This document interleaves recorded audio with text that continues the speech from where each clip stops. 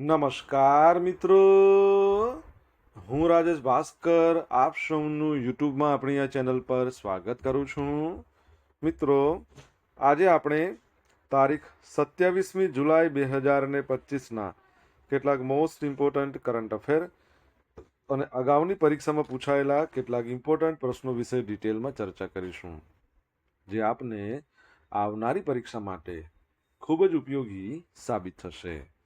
તો મિત્રો, આપ આ ચર્ચા સાથે જોડાઈ રહેજો અને વિડીયોને પહેલેથી લઈને છેલ્લે સુધી પૂરેપૂરો જોવાનો આગ્રહ રાખજો. તો ચલો મિત્રો, શરૂ કરીએ.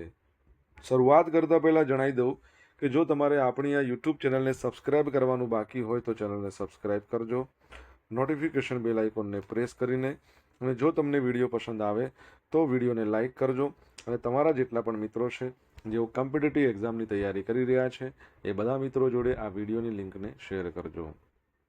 ચલો તો શરૂઆત કરીએ. સૌપ્રથમ જોઈશું અગાઉની પરીક્ષામાં પૂછાયેલા બંધારણના પ્રશ્નો, જેના જવાબો તમારે મને કમેન્ટ બોક્સમાં લખીને જણાવવાના છે. અને વિડીયોના લાસ્ટમાં જ્યારે હું તમને આ દરેક પ્રશ્નના જવાબ જણાવું ત્યારે તમારે ચેક કરવાનું છે કે તમે આપેલા પ્રશ્નોના જવાબમાંથી કેટલા પ્રશ્નોના જવાબ સાચા છે, અને જેટલા પણ પ્રશ્નોના જવાબ સાચા હોય એનો આંકડો કમેન્ટમાં લખવાનો છે, 10માંથી આટલા સાચા છે એમ. ડેઇલી જીકે ટેસ્ટમાં આપણે રોજ 10 પ્રશ્નો પૂછીએ છીએ, જેમાંથી 5 પ્રશ્નો બંધારણના છે. બાકીના જે 5 પ્રશ્નો છે એ ભારતની ભૂગોળના છે. તો તમે તમારા આન્સર આપો નીચે કમેન્ટ બોક્સમાં, અને હું આજના કરંટ અફેરનો પ્રથમ પ્રશ્ન છે એની શરૂઆત કરું છું. પ્રથમ પ્રશ્ન છે, તાજેતરમાં કયા મંદિરને ઈટ રાઇટ પ્રસાદ પ્રમાણપત્ર એનાયત કરવામાં આવ્યું છે? તો જવાબ આવશે અંબાજી મંદિરને. કયું? અંબાજીને. તો વિશ્વભરના શક્તિ ઉપાસકોની આસ્થાનું કેન્દ્ર એવા યાત્રાધામ અંબાજીના મંદિરને food safety and standard authority of India એના દ્વારા ઈટ રાઇટ પ્રસાદ આ પ્રમાણપત્ર એનાયત કરવામાં આવ્યું છે. Food safety standard authority of India, તમને ખબર છે એના સીઈઓનું નામ શું છે? એના અધ્યક્ષ કોણ હોય? આપણા આરોગ્ય સચિવ પુણ્ય સલીલા શ્રીવાસ્તવ છે હાલમાં અધ્યક્ષ. સીઈઓ તમારે કહેવાના છે. આ સન્માન અંબાજી મંદિર ટ્રસ્ટ દ્વારા ભાવિકોને આપવામાં આવતા પ્રસાદની ગુણવત્તા અને સ્વચ્છતા જાળવવા બદલ આપવામાં આવ્યું છે. અંબાજી મંદિરમાં વર્ષ દરમિયાન અંદાજે 1.25 કરોડ જેટલા મોહનથાળનું પ્રસાદનું વેચાણ થાય છે. આ પ્રસાદની ગુણવત્તા અને સ્વચ્છતા જાળવવા માટે મંદિર ટ્રસ્ટ દ્વારા તમામ કડક માપદંડોનું પાલન કરવામાં આવે છે. આ પ્રમાણપત્ર એવા ધાર્મિક સ્થળોને આપવામાં આવે છે જેઓ પ્રસાદ તૈયાર કરતી વખતે અને વિતરણ કરતી વખતે ફૂડ સેફ્ટી, સ્વચ્છતા, ગુણવત્તા એના નિયમો એનું સખત રીતે પાલન કરતા હોય. તો યાદ રાખજો, અંબાજીને આ પ્રમાણપત્ર આપવામાં આવ્યું છે. ઓકે, આગળ વધીએ આપણે નેક્સ્ટ પ્રશ્ન તરફ. સેકન્ડ નંબરનો પ્રશ્ન છે કે આ વર્ષે નેશનલ પેરેન્ટ્સ ડે ક્યારે ઉજવવામાં આવશે? તો મિત્રો, આજનો દિવસ છે.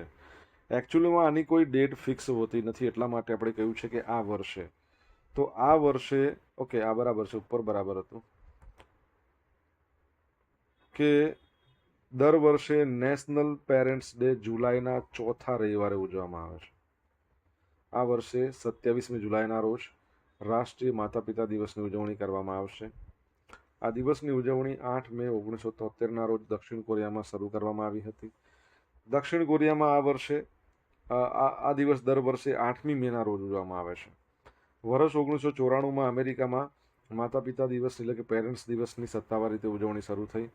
આ દરમિયાન અમેરિકામાં જુલાઈના ચોથા રવિવારે પેરેન્ટ્સ ડેની ઉજવણી કરવામાં આવે છે, નેશનલ પેરેન્ટ્સ ડે. ત્યારથી દર વર્ષે ભારત અને અમેરિકામાં આ દિવસ જુલાઈના ચોથા રવિવારે ઉજવવામાં આવે છે. તમને ખબર છે બીજો પણ એક દિવસ છે જેને કહેવાય છે global day of parents, UN દ્વારા ડિક્લેર કરવામાં આવ્યો છે. તો એ દિવસ ક્યારે ઉજવવામાં આવે છે તમને ખબર હોય તો જણાવી શકો છો. ગયા મહિનામાં ઉજવવામાં આવ્યો હતો.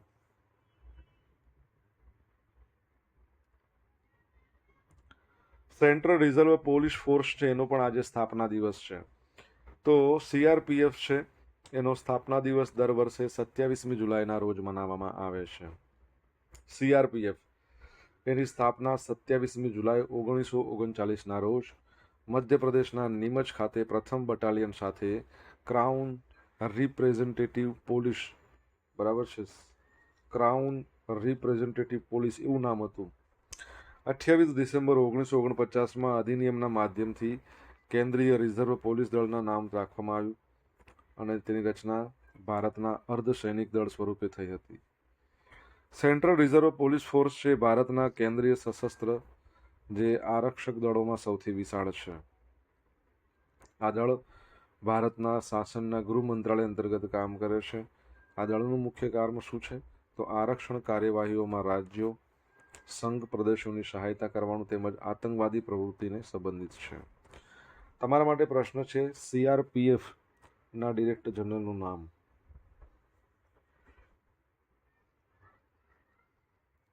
CRPFની જો વાત કરીએ તો એનો મુદ્રાલેખ છે સેવા ઓર નિષ્ઠા. તમારે એના ડીજીનું નામ જણાવવાનું છે કમેન્ટમાં લખીને. બિહારે boys and girls junior national rugby 7 championship 2025 જીતી લીધી છે. તો બોયઝ અને ગર્લ્સની ટીમોએ ઉત્તરાખંડના દેહરાદૂન ખાતે, કઈ જગ્યાએ? ઉત્તરાખંડના દેહરાદૂન ખાતે 10મી જુનિયર નેશનલ રગ્બી 7 ચેમ્પિયનશિપ છે એ ટાઇટલ જીતી લીધું છે. 2022ની જુનિયર નેશનલ રગ્બી 7 ચેમ્પિયનશિપનું પુનરાવર્તન હતું, જ્યાં બિહાર છોકરા અને છોકરીઓ બંને મહિલા ટાઇટલ જીત્યા હતા. 10મી જુનિયર નેશનલ રગ્બી 7 ચેમ્પિયનશિપ 2025નું આયોજન રમતગમત સંચાલન મંડળ, ભારતીય રગ્બી ફૂટબોલ યુનિયન દ્વારા ઉત્તરાખંડ સરકાર અને ઉત્તરાખંડ રગ્બી એસોસિએશનની ભાગીદારીમાં કરવામાં આવ્યું હતું. બિહારની વાત કરીએ, તમને ખબર છે કે આપણે લાસ્ટ ટાઈમ ભણ્યા હતા કે પ્રથમ ભારતીય એથ્લેટિક મીટનું આયોજન પણ બિહારમાં. બિહાર દ્વારા સરકારી નોકરીમાં મહિલા માટે કંઈક અનામત અમુક સીટો રાખવામાં આવી છે. કેટલા પર્સન્ટેજ તમારે કહેવાનું છે. અને ચૂંટણી આવી રહી છે એટલે બિહારની અંદર 125 યુનિટ વીજળી ઘરેલું બરાબર ફ્રી આપવામાં આવશે. 1 ઓગસ્ટથી શરૂ થઈ જશે. આ ઉપરાંત તમે જુઓ તો ભારતનો પ્રથમ સત્યાગ્રહ ચંપારણ બિહારમાં ગળી માટે 1917. બાપુ ટાવર અહીંયા આવેલો છે. નાલંદા વિશ્વવિદ્યાલય પણ અહીંયા આવેલી હતી. પ્રાચીન ભારતીય વિદ્યાપીઠ આપણે કહી શકાય. અને સંરક્ષણ કેન્દ્ર છે ડોલ્ફિન માટેનું વિક્રમશિલા ગેંગટેક સેન્ચુરી, એ પણ અહીંયા જ છે, તો એ પણ યાદ રાખજો. જાતિ આધારિત વસ્તી ગણતરી શરૂ કરનાર પ્રથમ રાજ્ય છે. વોટિંગ શરૂ કરનાર પ્રથમ રાજ્ય છે, બરાબર છે. રામાયણ મંદિર પણ અહીંયા બનવાનું છે, એનું કેપિટલ પટના છે. CM છે નીતિશ કુમાર, બરાબર. ગવર્નર કોણ છે બિહારના? તો આરિફ મોહમ્મદ ખાન છે, બરાબર. તો આ બધી બાબતો યાદ રાખજો. આગળ વધીએ. મિત્રો, વિડીયો પસંદ આવ્યો હોય, ભણવાની મજા આવી હોય તો વિડીયોને લાઇક કરો, તમારા મિત્રો જોડે વિડીયોની લિંકને શેર કરો. આપણી બંને યુટ્યુબ ચેનલ રાજેશ ભાસ્કર 2ને સબસ્ક્રાઇબ કરો. નોટિફિકેશન બેલ આઇકોનને પ્રેસ કરીને જો તમારે ડેલી કરંટ અફેરની PDF જોઈતી હોય તો આપણી ટેલિગ્રામ ચેનલ છે, જેની લિંક વિડીયોની ડિસ્ક્રિપ્શનમાં આપી છે. તો ટેલિગ્રામ ચેનલને જોઈન કરી લો. અહીંયા તમને પોલ્સ પણ રમવા મળશે. તાજેતરમાં કયા દેશમાં અશોક સ્તંભની પ્રતિકૃતિનું અનાવરણ કરવામાં આવ્યું? તો જવાબ આવશે શ્રીલંકા. તો તાજેતરમાં શ્રીલંકાના કાલુતારા જિલ્લામાં આવેલા પ્રખ્યાત બૌદ્ધ મંદિર વાસ્કાડુવા શ્રી સુભૂતિ વિહારિયા ખાતે અશોક સ્તંભની પ્રતિકૃતિનું અનાવરણ કરવામાં આવ્યું હતું. અશોક સ્તંભની પ્રતિકૃતિ માટે શિલાન્યાસ 28 જાન્યુઆરી 2024ના રોજ ભારતીય હાઈ કમિશનર શ્રી સંતોષ ઝા અને IBC સેક્રેટરી જનરલ એટલે ઇન્ટરનેશનલ બુદ્ધિસ્ટ કન્ફેડરેશન એના જે સેક્રેટરી જનરલ આદરણીય સાર્તખે ખુંસુર જંગચુપ ચોડેલ રિનપોચે એના દ્વારા કરવામાં આવ્યું હતું. આ પ્રોજેક્ટ સંપૂર્ણપણે તિબેટિયન બૌદ્ધ નેતાઓ અને લિંગ રેનપોચે વંશના જે 7મા અવતાર એચી ક્યાબજે લિંગ રિનપોચે એના દ્વારા પ્રાયોજિત હતો. બૌદ્ધ સંબંધોને મજબૂત બનાવવા માટે ભારત સરકાર દ્વારા $15 મિલિયન ગ્રાન્ટ 2020માં જાહેર કરવામાં આવી હતી. તે હેઠળ શ્રીલંકામાં 10,000 મંદિરો અને મઠ કોલેજોને સૌર વીજળીકરણ પૂરું પાડવામાં આવી રહ્યું છે. શ્રીલંકાની વાત કરીએ, કેપિટલ તેનું ખબર છે જયવર્ધના પૂરે કોટ્ટે છે. વૈધાનિક રાજધાની છે, વહીવટી રાજધાની છે એની કોલંબો. અને જો આપણે વાત કરીએ તો એના પ્રાઇમ મિનિસ્ટર હરિની અમરસુરિયા છે. પ્રેસિડેન્ટનું નામ કહો તમને જો આન્સર આવડતો હોય તો કમેન્ટ બોક્સમાં લખીને. એ જે પ્રેસિડેન્ટ છે ને એમણે આપણા ભારતના વડાપ્રધાન નરેન્દ્ર મોદી સાહેબને મિત્ર વિભૂષણ બરાબર ત્યાંનું સર્વોચ્ચ નાગરિક સન્માન છે નથી સન્માનિત કર્યા હતા, એ યાદ રાખજો.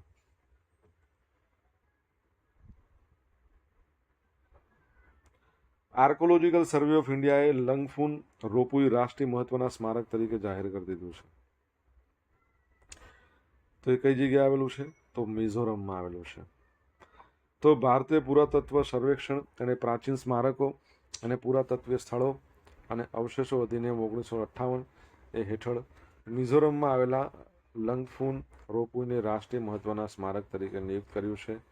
વાંગછામાં આવેલ કોત્યુઆ રોપુઈ શું છે? કોત્યુઆ રોપુઈ પછી એએસઆઈ દ્વારા રાષ્ટ્રીય મહત્વના સ્મારક તરીકે જાહેર કરાયેલા રાજ્યનું બીજું મેગાલિથ સ્થળ છે. લંગફુન રોપુઈ સ્મારકની વાત કરીએ તો તે મ્યાનમાર સરહદ નજીક મિઝોરમના ચંપાઈ શહેરથી આશરે 54 કિલોમીટર દૂર છે. તે એક મેગાલિથ સાઇટ છે. પ્રાચીન સ્મારકો અથવા મોટા પથ્થરથી બનેલા માળખાની આપણે કહી શકીએ. આ સ્થળે સદીઓ પહેલા કોતરવામાં આવેલા પ્રાચીન મેનહીર એટલે ઊંચા સીધા પથ્થરો છે. મેનહીરમાં માનવ આકૃતિઓ, પ્રાણીઓ, પક્ષીઓ, ગરોળીઓ અને સાંસ્કૃતિક રૂપરેખાની વિગતવાર કોતરણી છે. જે ખ્રિસ્તી ધર્મના આગમન પહેલા આ વિસ્તારમાં રહેતા આદિવાસીઓની સાંસ્કૃતિક પ્રથાઓને પ્રતિબિંબિત કરે છે. આવા સ્મારકના પથ્થરોમાંથી સૌથી મોટા છે 1.87 મીટર અને પહોળાઈ જેની 1.37 મીટર છે. આર્કોલોજીકલ સર્વે ઓફ ઇન્ડિયાની વાત કરીએ 1861 એની સ્થાપના, નવી દિલ્હીમાં એનું હેડક્વાર્ટર છે. એના ડિરેક્ટર જનરલનું નામ તમારે કહેવાનું છે કમેન્ટ બોક્સમાં લખીને. નરેન્દ્ર મોદી દેશના બીજા સૌથી લાંબો સમય સુધી સેવા આપનાર વડાપ્રધાન બની ગયા છે.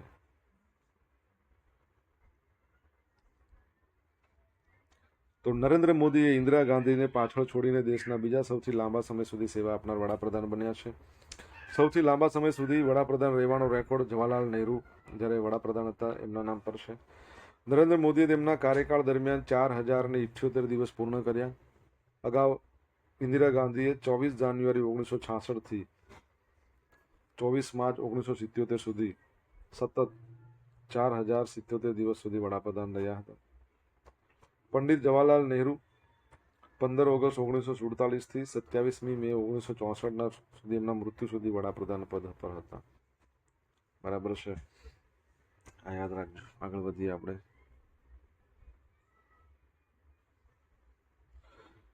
સોશિયલ મીડિયાના માધ્યમથી તમે મારી જોડે કનેક્ટ રહી શકો છો. મારું ઇન્સ્ટા આઈડી છે rajesh.i.bhaskar. મારું ફેસબુક આઈડી છે RI ભાસ્કર અને ટેલિગ્રામ ચેનલ છે રાજેશ ભાસ્કર. અહીંયા તમને ડેલી કરંટ અફેરની PDF મળશે અને પોલ્સ પણ રમવા મળશે. જો તમને ભણવાની મજા આવી હોય તો વિડીયોને લાઈક કરો, તમારા મિત્રો જોડે વિડીયોની લિંકને શેર કરો, ચેનલ સબસ્ક્રાઈબ કરવાનું બાકી હોય તો સબસ્ક્રાઈબ કરો, નોટિફિકેશન બેલ આઇકોનને પ્રેસ કરીને. ભારતનો પ્રથમ ખાણકામ પ્રવાસન પ્રોજેક્ટ કયા રાજ્યમાં શરૂ થશે? તો જવાબ આવશે ઝારખંડમાં. તો ઝારખંડ ખાણકામ પ્રવાસન પ્રોજેક્ટ શરૂ કરનાર પ્રથમ ભારતીય રાજ્ય બનવા તૈયાર છે. જેનો ઉદ્દેશ શું છે? તો માર્ગદર્શિત ખાણ પ્રવાસો અને સાંસ્કૃતિક અનુભવો દ્વારા એના સમૃદ્ધ ખનિજ વારસાને પ્રદર્શિત કરવાનો છે. રાજ્ય સરકાર અને સેન્ટ્રલ કોલફિલ્ડ લિમિટેડ તો એમની આગેવાની હેઠળ આ પહેલ લોકોને ખાણકામ પદ્ધતિઓ, સ્થાનિક ઇતિહાસ વિશે શિક્ષિત કરતી વખતે પ્રવાસનને વૈવિધ્યકરણ કરવાનો પ્રયાસ કરે છે. ઝારખંડ ભારતના લગભગ 40% ખનિજ સંસાધનો ધરાવે છે. લાંબા સમયથી ખાણકામ કેન્દ્ર તરીકે જાણીતું છે. મને કહો આપણા ખાણ મંત્રી કોણ છે કેન્દ્રીય? કોલસો અને ખાણ મંત્રી કમેન્ટ બોક્સમાં લખો તમને આન્સર આવડતો હોય તો. સ્પેનનું બાર્સેલોના છે એમાં ગાવા મ્યુઝિયમ ઓફ માયન્સના મુખ્યમંત્રી હેમંત સોરેનની મુલાકાતથી પ્રેરિત થઈને રાજ્ય હવે CCL સાથે MOU જેવી ઔપચારિક ભાગીદારી દ્વારા ખાણકામ ક્ષેત્રના કેટલાક ભાગોને જાહેર પર્યટન માટે ખોલી રહ્યું છે. બરાબર છે, તો યાદ રાખજો. બાંગ્લાદેશ વાયુસેનાનું G7 વિમાન ઢાકામાં ક્રેશ થઈ ગયું. ચીનમાં બનેલું હતું. G7 BGI તાલીમ વિમાન 21 જુલાઈના રોજ સ્થાનિક સમય મુજબ બપોરે 1:06 વાગે ઉડાન ભરી હતી અને 1:30 વાગે ઢાકાના ઉત્તરામાં માઇલસ્ટોન સ્કૂલ એન્ડ કોલેજની ઇમારત સાથે અથડાયું હતું. તમને ખબર હોય તો ગઈકાલે આપણે ભણ્યા હતા કે રશિયાનું પણ એક પ્લેન ક્રેશ થયું છે બરાબર છે. રશિયામાં પ્લેન ક્રેશ થયું છે. શું નામ હતું, કઈ એરલાઇન હતી? તમને આન્સર આવડતો હોય તો કમેન્ટ બોક્સમાં લખીને જણાવો. અને આપણા ગુજરાતમાં અમદાવાદથી લંડન જતી ફ્લાઇટ હતી, એ પણ ક્રેશ થઈ ગઈ હતી. 171 એનો નંબર હતો, AI 171. બોઈંગ કંપનીએ બનાવ્યું હતું અને એનું મોડલ કયું હતું? 7878 ડ્રીમ લાઇનર. બરાબર, યાદ રાખજો. હવે મિત્રો જોઈશું અગાઉની પરીક્ષામાં પૂછાયેલા બંધારણના પ્રશ્નો. પહેલો પ્રશ્ન, નાણાં આયોગમાં અધ્યક્ષ ઉપરાંત બીજા કેટલા સભ્યો હોય છે? અત્યાર સુધી 4 હતા, હવે 5 થઈ ગયા છે. અચ્છા, સોરી, નાણાં આયોગ છે તો નીતિ આયોગ નથી. હા, તો નાણાં આયોગમાં કેટલા હોય છે? 4 જ હોય છે. સંઘની કારોબારી સત્તા રાષ્ટ્રપતિમાં નિહિત થાય છે. આ બાબત બંધારણના કયા આર્ટિકલમાં જણાવેલ છે? 53માં. માનનીય રાષ્ટ્રપતિ શ્રી દ્વારા કટોકટીની ઉદ્ઘોષણા કરવાની જોગવાઈ ભારતના બંધારણના કયા અનુચ્છેદમાં છે? કટોકટી, ઇમરજન્સી, 352. રાજ્ય લોકસેવા આયોગમાં અધ્યક્ષની નિમણૂક કરવાની સત્તા કોની હોય છે? રાજ્યમાં રાજ્યપાલ.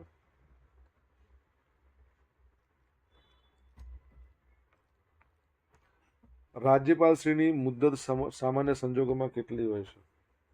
5 વર્ષ. હવે મિત્રો જોઈશું અગાઉની પરીક્ષામાં પૂછાયેલા ભારતની ભૂગોળના પ્રશ્નો. પહેલો પ્રશ્ન, સુઈગામ તાલુકો ગુજરાતના કયા જિલ્લામાં છે? તો બનાસકાંઠા. ગુજરાત રાજ્યનું કાચબા ઉછેર કેન્દ્ર કયા જિલ્લામાં આવેલું છે?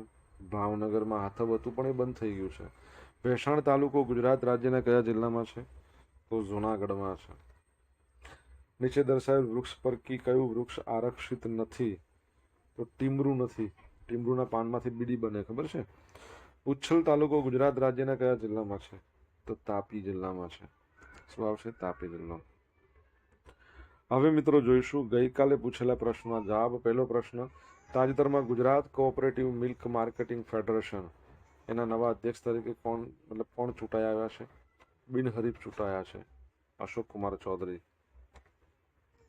તાજેતરમાં કયા દેશે ફરીથી યુનેસ્કોનું સભ્યપદ છોડ્યું છે? તો એક જ હોય ને કે આ છોડવું ને પેલું છોડવું ને બધું છોડવાનું કહે છે. કોણ? અમેરિકા, એના પ્રેસિડેન્ટ ડોનાલ્ડ ટ્રમ્પ. આજે પૂછેલા પ્રશ્નો જવાબ જોઈએ. પહેલો પ્રશ્ન, food safety standard authority of ઇન્ડિયાના CEO નું નામ શું છે? તો ગંજી કમલા વી રાવ. સેકન્ડ નંબરનો પ્રશ્ન હતો, ગ્લોબલ ડે ઓફ પેરેન્ટ્સ ક્યારે ઉજવવામાં આવે છે? તો 1 જૂન. ત્રીજા નંબરનો પ્રશ્ન, CRPFના ડિરેક્ટર જનરલ શું નામ છે? જ્ઞાનેન્દ્ર પ્રતાપ સિંઘ. બરાબર છે, ડિરેક્ટર જનરલ. Okay, CRPF. બિહારની અંદર મહિલાઓ માટે સરકારી નોકરીમાં 35% અનામત કરવામાં આવી છે. કેટલા ટકા? 35%. 35%.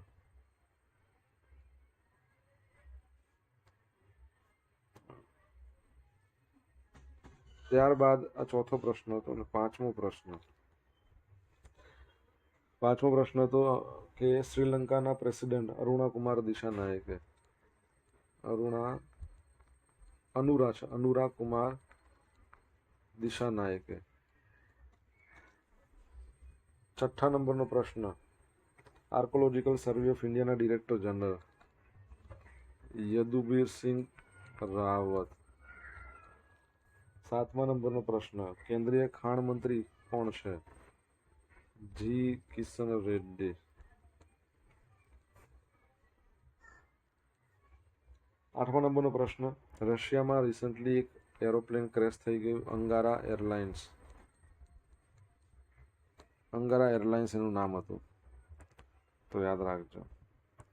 હવે મિત્રો જોઈશું ગઈકાલના કરંટ અફેરમાંથી પૂછેલા કેટલાક ઇમ્પોર્ટન્ટ પ્રશ્નો, જેના જવાબો તમારે કમેન્ટમાં લખવાના. પહેલો પ્રશ્ન, એક પેડ માં કે નામ અંતર્ગત કયા સ્થળે વૃક્ષારોપણ કાર્યક્રમ યોજાયો છે? સેકન્ડ પ્રશ્ન, ભારત અને અન્ય કયા દેશે વ્યાપક આર્થિક અને વેપાર કરાર, બરાબર છે, એના પર હસ્તાક્ષર કર્યા છે? તો શું આવશે? તમારે કહેવાનું છે કમેન્ટમાં. ઓકે, તો મિત્રો અહીંયા આપણે સ્ટોપ કરશું. આ હતા આજના દિવસના કેટલાક મોસ્ટ ઇમ્પોર્ટન્ટ કરંટ અફેર. સાથે આપણે જોયું અગાઉની પરીક્ષામાં પૂછાયેલા ઇમ્પોર્ટન્ટ પ્રશ્નોના જવાબોની સાથે. આશા રાખું બધાને ભણવાની મજા આવી હશે. મજા આવી હોય તો વિડીયોને લાઇક કરો, તમારા મિત્રો જોડે વિડીયોની લિંકને શેર કરો. આપણી બંને યુટ્યુબ ચેનલ રાજેશ ભાસ્કર 2 બંનેને સબસ્ક્રાઈબ કરજો, નોટિફિકેશન બેલ આઇકોનને પ્રેસ કરીને. તો મિત્રો thank you so much for watching this video.